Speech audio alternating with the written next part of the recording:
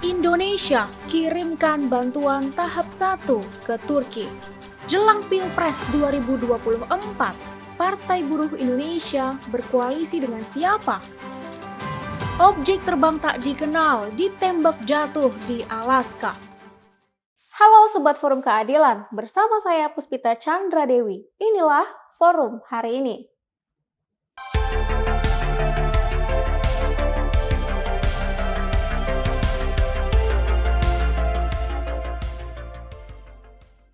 Indonesia mengirim tim bantuan tahap 1 untuk pencarian korban gempa bumi Turki. Sebanyak 47 orang tim USAR Basarnas dan 15 orang tim dari BNPB diberangkatkan Sabtu pagi dari Lanut Halim Perdana Kusuma, Jakarta. Pemerintah Indonesia mengirim bantuan berupa logistik dan tim penyelamat ke Turki pada Sabtu 11 Februari 2023. Menteri Koordinator Bidang Pembangunan Manusia dan Kebudayaan Muhadjir Effendi di Lanut Halim Perdana Kusuma, Jakarta pada Sabtu 11 Februari mengatakan ada sebanyak 47 orang tim Urban Search and Rescue atau USAR Basarnas dan 15 orang dari tim Badan Nasional Penanggulangan Bencana atau BNPB yang diberangkatkan ke Turki. Muhadjir Effendi mengungkapkan, tim bantuan tahap 1 yang hari ini dikirimkan akan memprioritaskan pencarian kepada para korban. Maka pada hari ini,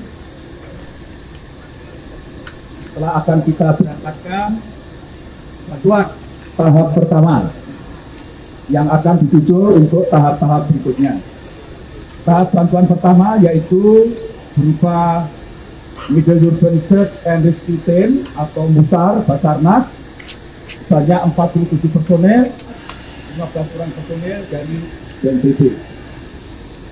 Keberangkatan tim MUSAR menjadi prioritas mengingat pentingnya pencarian dan penyelamatan korban yang tertimbun reruntuhan bangunan yang hingga kini masih harus terus dicari.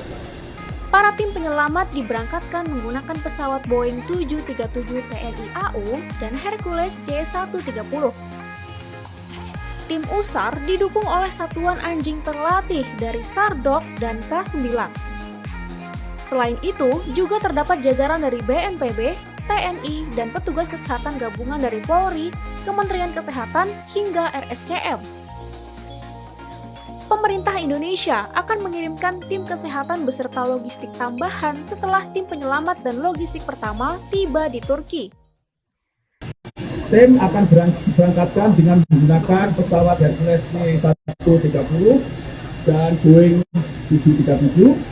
Di samping itu dari Kementerian Pertahanan juga sudah hari ini juga akan memberangkatkan bantuan logistik awal sebanyak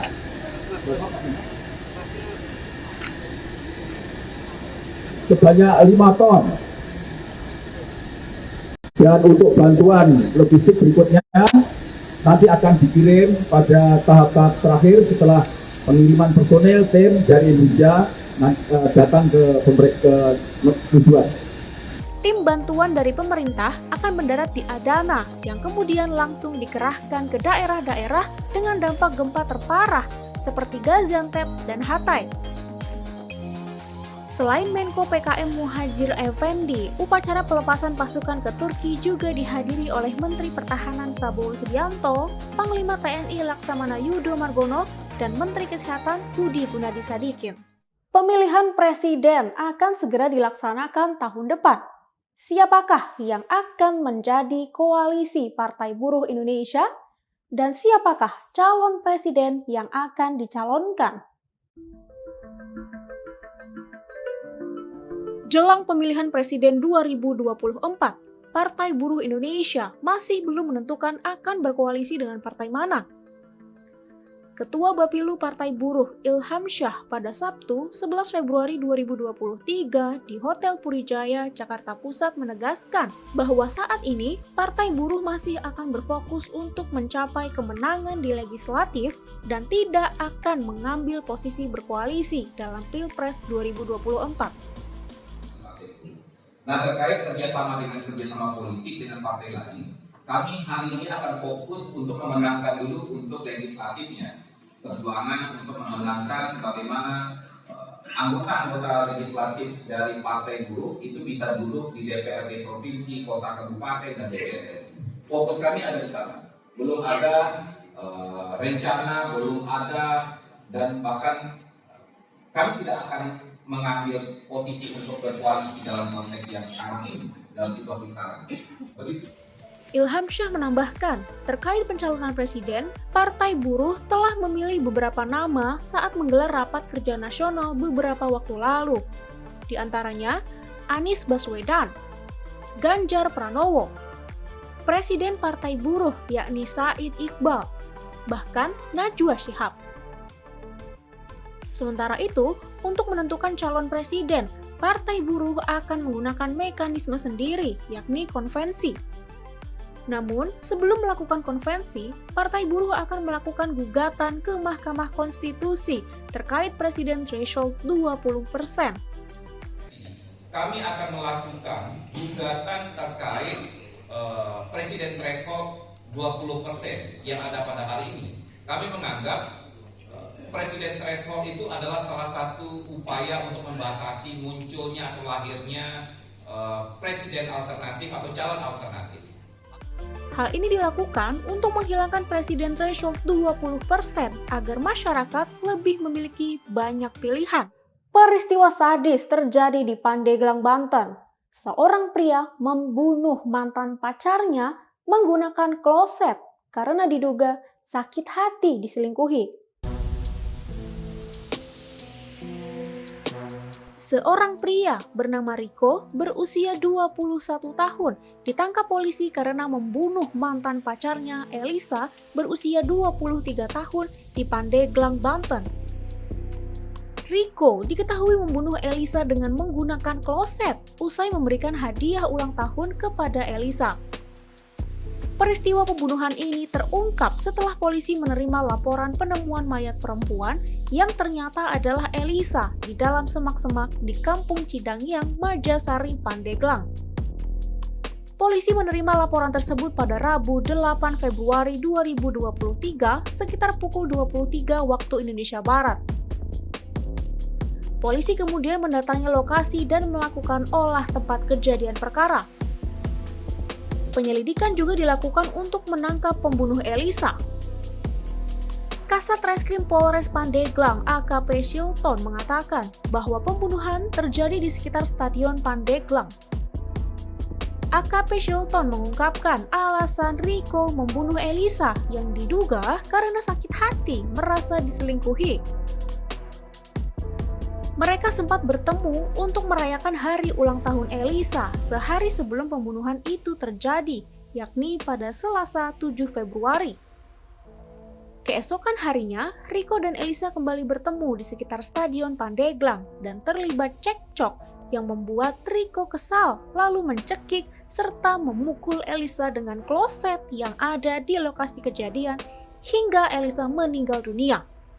Seorang guru agama di sebuah sekolah dasar di Durensawit mencabuli 7 siswinya. Modusnya periksa PR sambil pangku. Seorang guru agama melakukan pencabulan terhadap 7 siswi sekolah dasar di Durensawit, Jakarta Timur.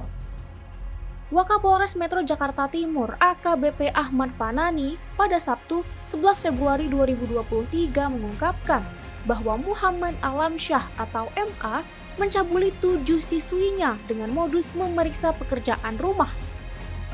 MA memberikan PR kepada para siswinya dan kemudian memanggil satu persatu mereka untuk memeriksa PR tersebut. Sambil memeriksa PR, kemudian MA memangku dan menyuruh siswi-siswinya mengangkang. Pada saat inilah MA melancarkan aksinya tersebut. Saat ini, MA telah ditetapkan sebagai tersangka berdasarkan hasil penyidikan Unit Pelayanan Perempuan dan Anak atau PPA. Dari hasil pemeriksaan sementara, juga diketahui bahwa MA telah melakukan aksi bejatnya itu sejak Juli 2022. MA dijerat pasal 76E, junto pasal 82 Undang-Undang Republik Indonesia Nomor 17 Tahun 2016 tentang penetapan peraturan pemerintah pengganti Undang-Undang Nomor 1 Tahun 2016 tentang perubahan kedua atas Undang-Undang Nomor 203 Tahun 2002 tentang perlindungan anak. MA terancam hukuman 15 tahun penjara dengan ditambah 2/3 hukuman karena dirinya adalah seorang guru. Kepala Disdik DKI Jakarta, Nahdiana, pada Jumat 10 Februari mengatakan MA sedang diberhentikan sementara dari profesinya sebagai guru untuk menjalani pemeriksaan lebih lanjut. Nahdiana menambahkan, Disdik akan memberhentikan MA secara permanen apabila dia terbukti bersalah. Pencopotan atau gimana? Ya, kalau memang itu harus dilakukan dan itu sesuai dengan yang sudah kita terbukti dalam penyelidikan, ya akan kita laksanakan. Assalamualaikum warahmatullahi wabarakatuh. Saya Muhammad Ridho Fikardo mengucapkan selamat menyaksikan forum hari ini. Silakan follow, like, subscribe, and comment. Kecelakaan lalu lintas kembali terjadi di Jakarta. Kali ini, sebuah mobil BMW menabrak pengemudi sepeda motor hingga tewas. Mobil BMW menabrak pengendara motor hingga tewas di Jalan Raya Fatmawati, Cilandak, Jakarta Selatan. Kanit Laka Lantas Polres Metro Jakarta Selatan, AKP Suharno, dalam keterangannya pada Sabtu 11 Februari 2023 menyebut, kecelakaan maut itu terjadi pada Sabtu 11 Februari pukul 1:50 waktu Indonesia Barat. Mobil BMW yang dikendarai CM saat itu melaju di ruas jalan yang berlawanan dengan arah semestinya, yakni dari utara ke selatan di Jalan Raya Fatmawati, Jakarta Selatan. Ketika berada tepat di depan SPBU Pertamina, CM menabrak bagian depan motor milik korban berinisial BAS. Akibat tabrakan yang terjadi, BAS mengalami luka di bagian wajah dan tewas di tempat. Korban kemudian dievakuasi ke Rumah Sakit Fatmawati. Mobil BMW beserta motor Matic yang terlibat kecelakaan tersebut mengalami kerusakan. Dugaan penyebab kecelakaan masih dalam pemeriksaan oleh penyidik Lantas Polres Jakarta Selatan. Kasus jari bayi terpotong akibat kelalaian perawat di Rumah Sakit Muhammadiyah Palembang berujung damai. Pihak keluarga korban menganggap insiden ini adalah sebuah musibah.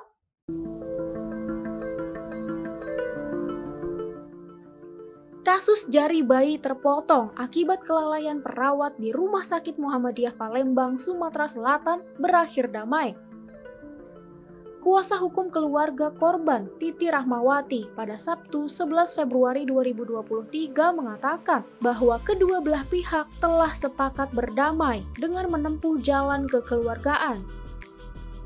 Proses kesepakatan damai berlangsung dalam pertemuan di ruang Unit Perlindungan Perempuan dan Anak Polrestabes Palembang pada Jumat 10 Februari sore.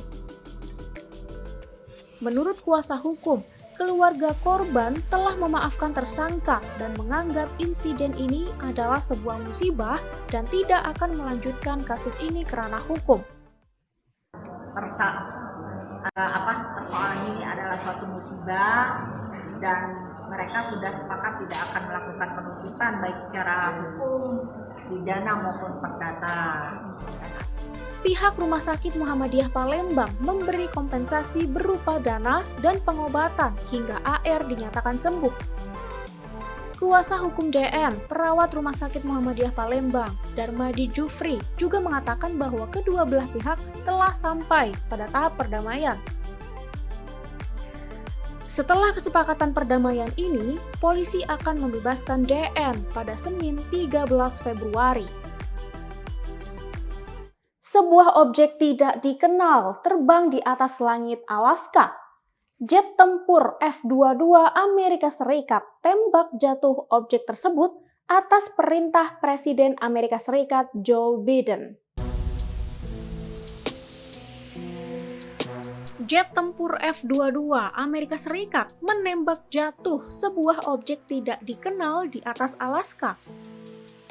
objek tidak dikenal itu ditembak jatuh di lepas pantai Alaska Timur Laut di atas perairan teritorial Amerika Serikat yang membeku. Kepala juru bicara Pentagon, Brigadir Jenderal AS Patrick Ryder mengatakan rudal Sidewinder menjatuhkan objek tidak dikenal seukuran dengan mobil kecil.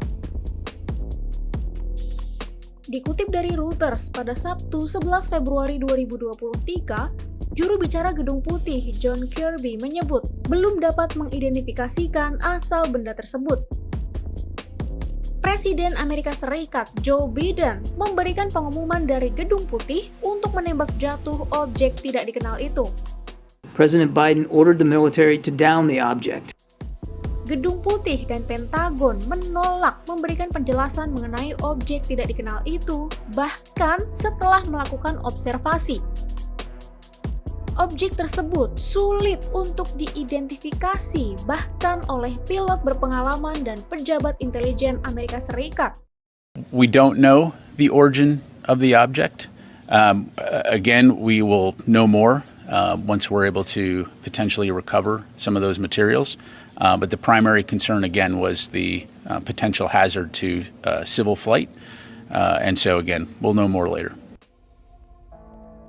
Pilot Amerika yang terbang di samping objek itu memastikan bahwa tidak ada manusia di dalamnya. Menurutnya, objek itu tidak mampu bermanuver dan juga tidak menyerupai pesawat. Lebih dari 60 produk lokal meramaikan bazar Magical Spring Pop-up Artisan Market by Pasar Keliling. Bazar ini hanya digelar hingga Minggu 12 Februari 2023 besok loh.